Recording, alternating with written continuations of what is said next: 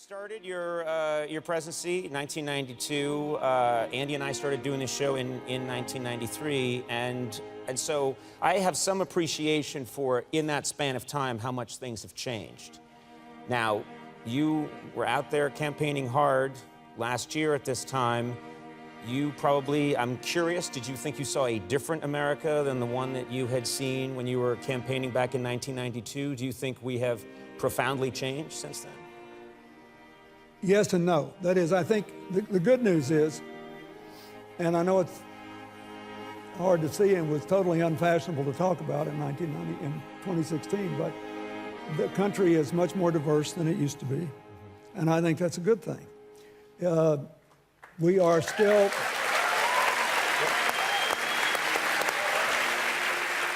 we're still, compared to other wealthy countries, relatively young. And having lost it, I can tell you, youth matters. That is, the median age of the workforce is a big deal in terms of the economic potential of a country. So, and since the birth rate of native-born Americans of all races is just barely at replacement level, we need immigrants to come in and keep diversifying the country and helping us grow. But that's better. Now, so the thing that's not so good is that we're in the middle of a revolution. Yeah, well, there is that. Yeah. But Excuse me, I'm sorry. Sir, we know. Yeah. Believe me, I know, especially today. Yeah. But anyway, we're in the middle of this transition of how we get our information, how we communicate, and the pattern of economic growth has heavily favored people with more education and heavily favored people without regard to their education level if they live in or around cities that are growth centers. So, for example, in the last election, President Trump won all these rural counties. They comprised, he got 46% of the vote. They comprised 36% of the GDP of the country.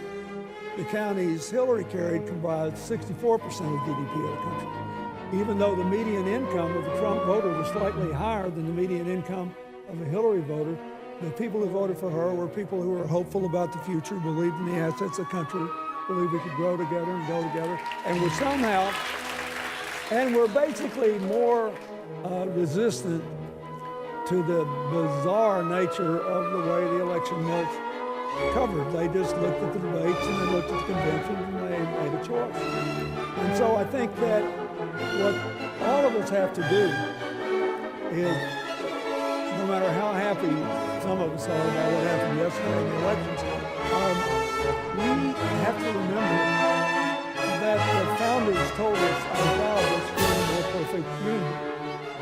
So we have to bridge these economic divides. Just like we asked the people on the other side of the social divide to help us bridge the social divide. We have to create inclusive economics, inclusive society, and we need an inclusive culture. And then we need to tell all these people that just make up stuff on the internet to knock it off, that we're voting for people who are going to do jobs. These are jobs. And as soon as somebody gets one of these jobs, you find out pretty quick that the decisions they make have consequences that affects people's lives. And so it matters what you know, and even more important, it matters how you think. Whether you're conservative or liberal, do you believe this is an interdependent age and we can't escape each other? Then you got to decide which is more important, our interesting differences or our common humanity. And that's the conclusion I draw. But it is different, and it's way better in some ways and much more troubling in some ways.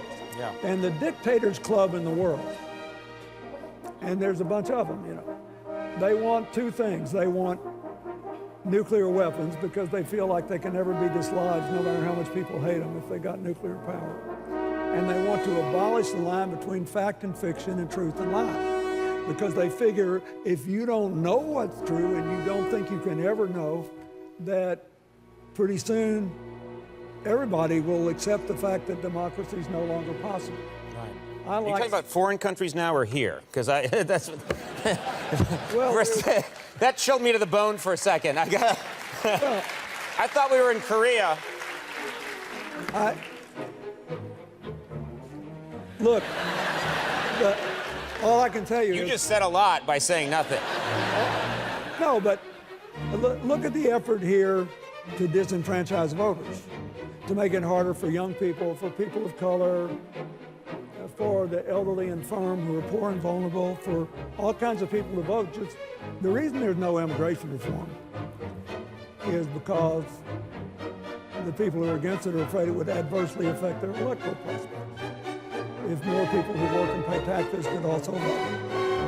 And when the Supreme Court gutted the Voting Rights Act, they made a terrible mistake because it unleashed all these efforts to basically try to shrink the electorate. But those of you who don't like it should own some responsibility if you have ever missed a midterm election. Because that's when most of the governors are elected, that's when most of the legislators are elected. So we all got to own up to it. We need to just go out and start going up to people who are mad at us and say, look, let's get over it. We got to live together. We got to share this together. And if we work together, we'll have better economics, we'll have better societies, and we'll have a culture that we can all be a part of.